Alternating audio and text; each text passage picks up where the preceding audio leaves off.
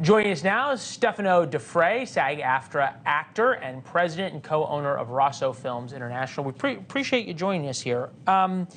Look, do you understand that there's sort of like a baked-in idea that it's kind of difficult to feel badly for actors who say, hey, we want more money?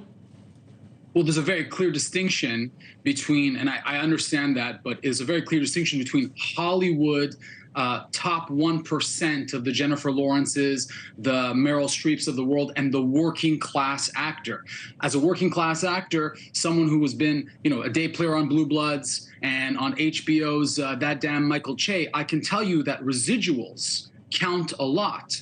We are fighting for the livelihood of three basic tenets. Number one, residuals.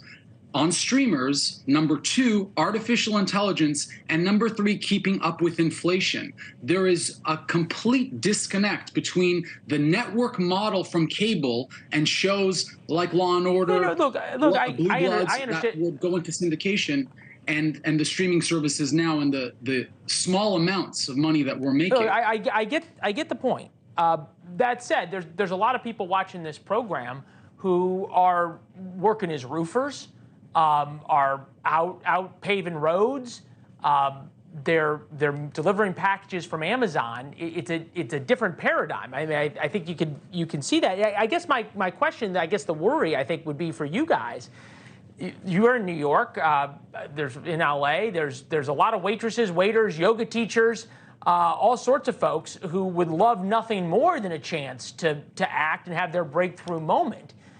Doesn't this give all those folks an opportunity? I think that the reality is that the lowest earners, who are, let's say, extras in the give me a number so we understand what we're talking about. $23 an hour would be the beginning rate. That's not even kept up with inflation or someone that you would have as a $23 an hour is the lowest amount for someone who is a background actor. That's a very poor wage that you're making per hour on a day, where you're essentially being run and working there all the time, getting maybe a 5-minute break on your feet throughout the day, no breaks, very, very little accommodations made for you. $23 an hour. Other jobs will have, corporate jobs will match your 401k, your pension. We have to qualify at $26,000 just to meet our first tier healthcare. Most actors do not qualify for the basic requirements needed for getting health insurance and healthcare. The system is getting further and further away. I mean no disrespect. Whether in terms of how people view $23 an hour, I'll let the viewers decide that. But last question for you. I think about sort of what happened with baseball, right?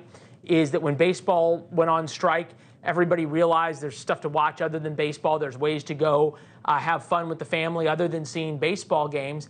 And baseball's never recovered. Yeah. Is there any kind of fear or realization among actors like, hey, people are going to figure out that there's other stuff to watch on TV than new shows and move on? I think you're asking a very good philosophical question. And I think the answer is because the WGA, the writer's strike, is in tandem with the actors for the first time, this is a real power block that we are trying to have an opportunity to negotiate something fairly. So I think with the writers out, now with us out, it puts the producers in a very difficult situation not to address these issues. So yes, I understand what you're saying about the baseball metaphor, but Hollywood's going to have to stop. I mean, you saw Oppenheimer. You just ran the segment earlier with the ones walking off, the actors walking off the red carpet. It's going to be very hard to produce shows that are comfort shows and all the big blockbusters.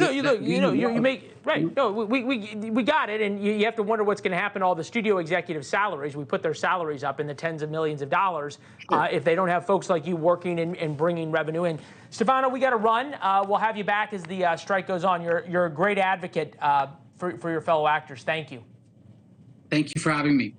Thanks for watching. Go to newsnationnow.com to find NewsNation on your television provider. And don't forget to subscribe. Click the red button to get more of NewsNation's fact-driven, unbiased coverage.